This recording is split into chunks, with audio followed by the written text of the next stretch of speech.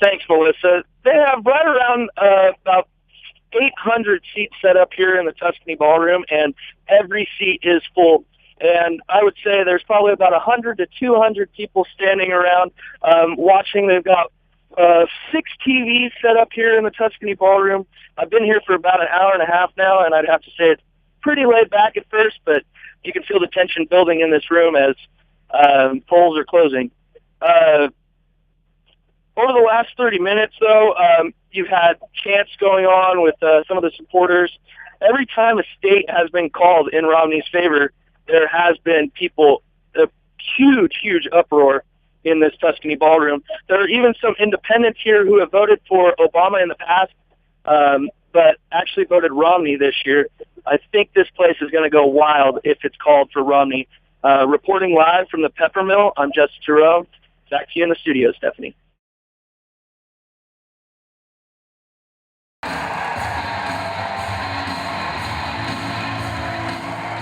Vice presidential candidate Congressman Paul Ryan held a rally at the Reno Sparks Convention Center this past Thursday and gave a speech to just under 1,000 people. He criticized Obama on how he has handled the economy the last 4 years. But when you also think about the economic damage, you don't have to look very far beyond the Reno city limits. You don't have to look very far behind the foreclosure rate here in Nevada. You don't have to look at all the underwater mortgages. You don't have to look at the 23 million Americans who are struggling to find a job today. Ryan reminded everyone to get out and vote as soon as possible and that he and Mitt are ready for the challenge ahead. Mitt Romney and I believe that it is our obligation to offer you the choice. So you can decide what kind of country you want to have, what kind of people we want to be. We're not just picking a president for 4 more years. We are literally picking a path that will last a generation for this country. And I just got to tell you, on day one, it will look a whole lot different under a Romney administration.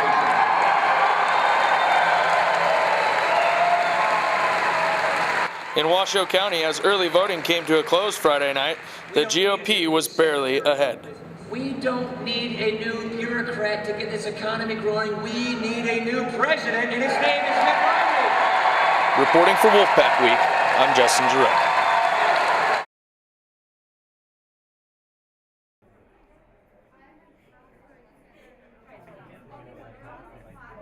In previous years, UNR students had to wait in line on Monday mornings at the Student Union to get their hands on tickets for that week's football game.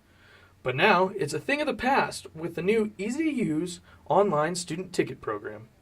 It's very simple. Once a student reserves their ticket online, he or she can bring their Wolf card to the game. That becomes their ticket rather than a hard ticket. So they bring their Wolf card to the game. They enter through Gate 9, which is the southeast gate of Mackey Stadium. They enter through there, swipe their Wolf card, and they're in. CART believes that this program is not only easier for the ticket office, but for students as well. Students won't have to miss class. They won't have to wait in line in cold weather, get up at 4 in the morning to get a spot in line. But this will allow them to reserve their ticket online early in the week and have that on their Wolf card. One student, however, says he likes the new system, but would rather wait in line on Mondays because of the atmosphere it had. Well, instead of the online version, I'd rather go and get them up at the Student Union. It brings all the students together and as a kind of common purpose and common dedication, and I like that a lot better. Carp also said with some home games right around the corner, for students to be on top of things and get their tickets reserved early, especially for the Boise State game in December. Reporting for Wolfpack Week, I'm Jerome.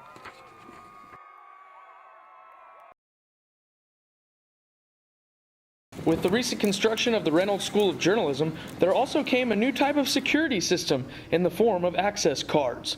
Assistant Professor Rosemary McCarthy is excited about the new access cards because it can allow more accessibility to the people who need it. Yes, we're pretty happy about the opportunity to have key card access now. It will allow us to provide specific access to specific groups of people at certain times so that for one thing, the building can be more secure. For another thing, on the flip side of that, we can provide better access to students who need the access. The access card system is already in place in a number of buildings around campus, including the Knowledge Center.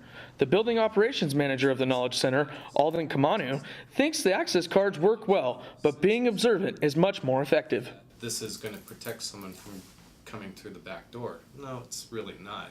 What's going to protect you is that person that you've trained to be observant over it.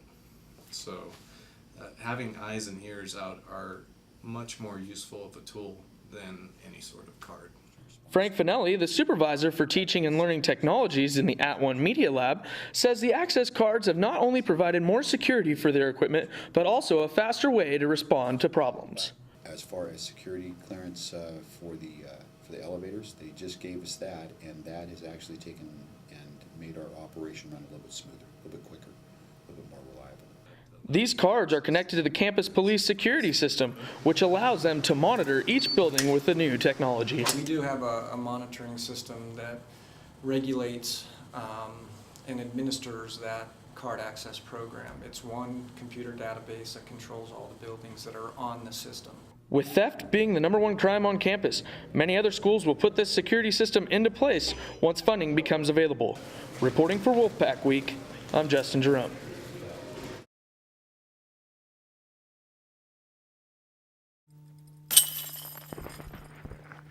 Disc golf is the fastest growing sport in the world, and with its popularity rising, you see just about any person playing the new sport.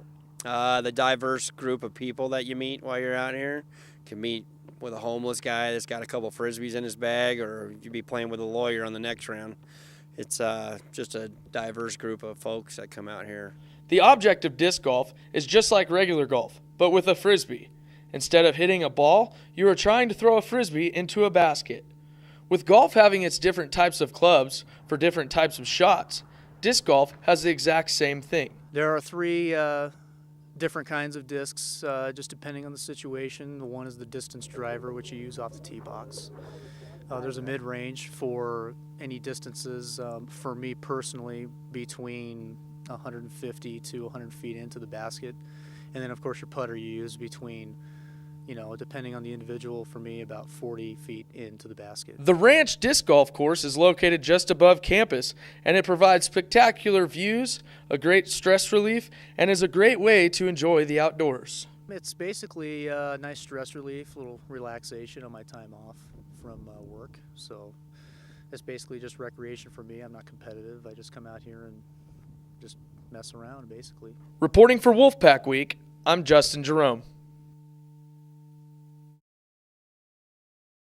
Here's the 1-0 pitch to Brandon Moss, and it's taken outside for ball one. Brandon Moss is a career .222 with bases loaded. He's got no grand slams. Here's the 1-0 pitch to Moss, and it's hit right down the middle, and now the A's are gonna score 2 runs. Chris comes home, and Jaso comes home, and the A's lead 3-0. Next up is Donaldson. Runners on first and second. We're in the top of the third here at Fenway. There's the first pitch to Donaldson, and it's taken low for ball one. Donaldson's averaging .264 and 2 home runs. One of those home runs being a walk-off, and he's got 10 RBIs on the season. So now we have runners on second and third. Donaldson's up. Here's the 1-1 pitch, and it is hit right down to center field, and it's a line drive. Seth Smith's going to tag up and come home, and now the A's lead 4-0 in the top of the third. Brian Hoyer for the Browns. Browns got rid of Trent Richardson last Wednesday, right after the show ended. Right after the show ended. I was a little bummed it didn't happen on air. I kind of hoped it did, but Brian Hoyer, 30 for 54. He threw the ball 54 times. He was the third string quarterback. They skipped over Jason Campbell, the former Raiders starter. 321 yards, 26 fantasy points to lead the Browns over the Vikings in Week 3 at the Metrodome. All right, Niner fans who said that, it's not Cap's fault. It's your receiver's fault. It's your game plan's fault. It's your defense's fault. If you're going to allow 27 points to the Colts, only get 1 sack and no turnovers, what do? You're going to probably lose the game. I mean, as Herman Edwards once said, we play to win the game. But no, the Niners went in there looking lazy, really lazy, and they lost to a good Indianapolis team, I think. I expected Cap to have a big week with what Terrell Pryor did.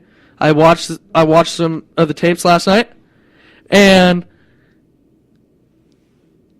the Niners and Cap, the Colts put spies on Cap the entire game. He did not have any way to get out in the open.